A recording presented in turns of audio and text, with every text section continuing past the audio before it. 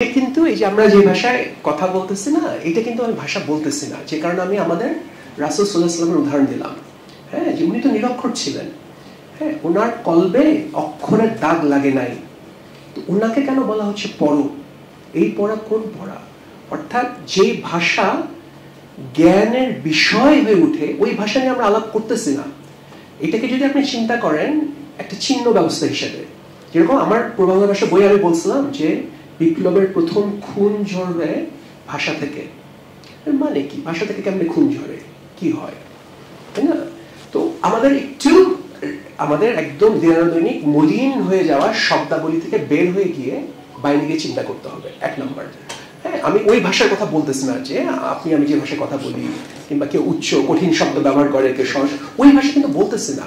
আমি বলছি যে এই যে গাইসটা, স্পিরিটটা, কনশাসনেসটা, রুহটা কোন দেহের মধ্যে ধরা পড়বে, কোন দেহে ফাঁক পেতে আমি একে ধরবো। এ তো অচিন পাখি, কিন্তু ফাঁক পেতে ধরতে হবে। কে ধরতে পারবে? আর ফাঁক পাতলেই যে ধরা পড়বে তা না। যেমন আমি তো ধরতে পারি নাই, বাচ্চারা ধরে ফেলছে। আমি তো অনেক চেষ্টা করছি, 20-30 বছর, আমি তো ধরতে পারলাম না, কিন্তু এই ছোট ছোট বাচ্চারা ধরে ফেলছে, তাই না? তো কার হাতে কি ধরা পড়বে এটা তো আমার নাই, কার উপর রহমত আসবে আমি তো জানি না। ওরা শরীরদের ধরে ফেলছে, ওরা কত কিছু। আমি এত লেখাপড়াটা আমার আপনারা পড়ি না, বলতেছি আর কি, আপনাদের ইমপ্রেস করার জন্য বলতেছি। হ্যাঁ, করলাম, করে তো কিছু হলো না। তো আজকে বসে বসে ধরেন আমার চিন্তা করে বুঝতে হচ্ছে ওরা কি করতেছে। হ্যাঁ, এটা আমি অন্য উদাহরণ দিয়ে বলি। যদি বাইবেল পড়েন না, বাইবেলে দুইটা ভাগ আছে, old testament, new testament. Old টেস্টামেন্টে অনেক নবী, আর নিউ টেস্টামেন্টে একজনই নবী, ঈসা আলাইহিস সালাম। এবং ঈসা আলাইহিস সালাম হচ্ছে মেসিয়া, উনি হচ্ছে কিন্তু রক্ষাকারী। হ্যাঁ, তো ওল্ড টেস্টামেন্টের শেষ নবী হচ্ছে জন দ্য ব্যাপটিস্ট। তো জন দ্য ব্যাপটিস্ট একটা রাগী লোক, আমার মতো, খালি রাগ গালাগালি করে। হ্যাঁ হ্যাঁ, চুলার মধ্যে, আবার চুল নাই, ওর চুল আছে, চুলার মধ্যে আগুন। হ্যাঁ, হাতের মধ্যে কুঠার নিয়ে সে ঘুরতেছে আর পানির মধ্যে দাঁড়ায় থাকে, এবং সে ব্যাপটাইজ করে বিভিন্ন মানুষকে। ও কোনোদিন মেসিয়া হইতে পারবে না, মানব জাতিকে উদ্ধার করার ক্ষমতা ওকে আল্লাহ দেয় নাই। ঈসা আলাইহিস সালামই করবে। কিন্তু ঈসা আলাইহিস সালাম, সে ঈসা মসিহ থেকে মেসিয়া হইতে পারবে না বাইবেলের ভাষ্যে, যদি জন দ্য ব্যাপটাইজ তাকে ব্যাপটাইজ না করে। অর্থাৎ এই দরজা দিয়ে পার হয়ে গিয়েই ঈসা আলাইহিস সালামকে মেসিয়া হইতে হবে। তো আমার পুরো জেনারেশন, আমি হচ্ছি স্বাধীন বাংলাদেশের প্রথম প্রজন্ম, আমাদের জন্ম 72 থেকে 82-র মধ্যে, ঠিক আছে? আমার পুরো প্রজন্মই হচ্ছে জন দ্য ব্যাপটিস্ট। আমরা ভাষা বলেন কি বলেন কিছুই করলাম না, আমরা খালি প্রস্তুতি নিছি, কিন্তু ওই বাচ্চারা করে ফেলছে। হ্যাঁ, ফলে কে যে কি করবে জানি না। এখন আমাদের যেটা স্বপ্ন, আমাদের যেটা কাজ, যে আমরা এরা যেটা করে ফেলছে ওদের কোনোভাবে কাজে আসতে পারি কিনা।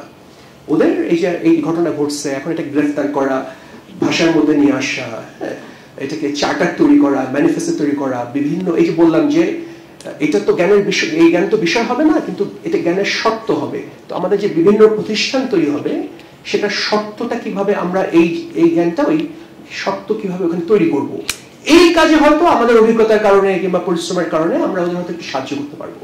তো এটা তো আমরা করতে পারলাম না, আমরা তো ব্যর্থ। এই জন্য বলি আমরা অসফল, আমাদের সর্বাত্মকভাবে অসফল আমরা, আমাদের পুরো জেনারেশন। হ্যাঁ, তো এইটা একটু আমরা বুঝি যে আমি ওইভাবে খুব স্থূল অর্থের ভাষার কথা বলতেছি না। যেটা কথা আপনি পার্সোনালি বলছেন, এখন খুবই গোসা করছি, তো ওই জায়গা থেকে উত্তর বলি।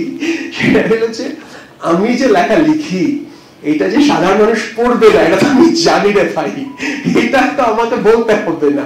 কিন্তু আমার কথা হচ্ছে, যদি আমি যেটা বলি, একবার আপনার জানে কিনা জানি না, আমি একটা বই ছাপছিলাম, আমি 17 কপি ছাপছিলাম, এবং 17 কপি আমি বিক্রি করছি। হ্যাঁ, তো আমি গত 20 বছর লিখে লিখে 17 জন পাঠক তৈরি করছি।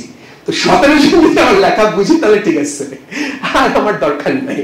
হ্যাঁ, তো 17 জনের মধ্যে হলে চলবে আর কি। আচ্ছা, আর কেউ বলেন? এখানকার এই টপিক বেস করে যে দুটা প্রশ্ন করব। একটা হচ্ছে যে এই জুলাই আগস্টের যে গণ অভ্যুত্থান, সেখানে ভাষা কিংবা স্লোগান, বিশেষ ভাষা কিংবা বিশেষ স্লোগান এই গণ অভ্যুত্থান তৈরিতে কোনো ভূমিকা রাখছে কিনা, একটা বিষয়। আরেকটা হচ্ছে যে গণ অভ্যুত্থানের পরে নতুন করে ভাষা কিংবা সাংস্কৃতিক রূপায়ণ হবে কিনা, এবং সেই রূপায়ণটা কিসের ভিত্তিতে হবে, ইসলাম নাকি ডানপন্থী, কিসের ভিত্তিতে হবে, আপনার কি মনে হয়? আচ্ছা, তো এক নম্বর হইতেছে ওই যে আপনাদের ইয়ার মধ্যে আমাদের যে ঈশ্বরচন্দ্র বিদ্যাসাগর যে লিখছিল, যে উপদেশমালা লিখছিল, সেখানে একটা গল্প আছে যে মানুষ গিয়ে, এক পণ্ডিত গিয়ে গাছকে বলতেছে যে গাছ তোমার নাম কি? তো গাছ বলতেছে ফলেন পরিচিতি, মানে আমার নাম আমার ফলের মধ্যে আছে। আমার গাছে যদি আমরা ধরেন তাহলে আমি আমরা গাছ, আমার গাছে যদি আম ধরে তাহলে আমি আম গাছ। তো ধরেন যে ভাষা ব্যবহার করা হয়েছে তার ফল কি? এত বড় একটা অভ্যুত্থান।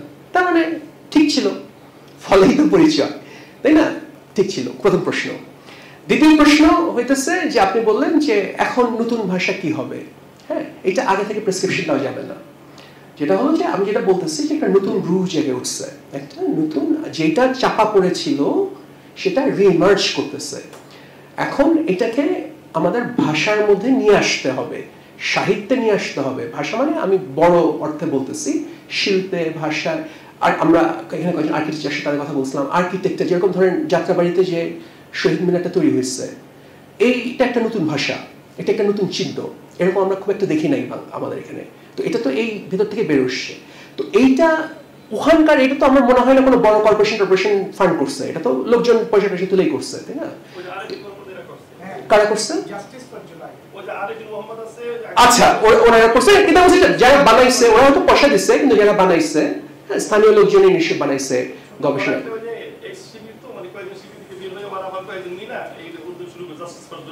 আচ্ছা, করে ফেলছে। এই যে দেখেন নিজেরা মিলে উদ্যোগ নিয়ে করে ফেলছে। তো এইভাবে ঘটবে। এখন আমরা জানিও না রংপুরে অথবা দিনাজপুরে একটা ছেলে বসে আছে, সে হয়তো এখানে বিশেষভাবে জড়িত ছিল, সে হয়তো এই মুহূর্তে আমাদের সময়ের মহাকাব্যটা লিখতেছে। হ্যাঁ, আমরা তো জানি না, আমরা কয়েকজন লোককে দেখতেছি, আমাদের জানাশোনার পরিধি এত কম, এত ছোট। হ্যাঁ, ফলে এটা ইসলামী হবে না কি হবে এটা তো বলা যাবে না। ইসলামী ভাষা বলে তো কোনো ভাষা নাই, তাই না? কিংবা কোনো পার্টিকুলার ভাষা বলে কোনো ভাষা নাই, তাই না? যেটা হচ্ছে যে আমরা এই বিশাল জিনিসটাকে আমাদের সময় উপযোগী করে এবং আমরা ব্যবহার করতে পারি সেই অনুযায়ী হাজির করতে পারবো কিনা, হ্যাঁ, এইটা হচ্ছে প্রশ্ন।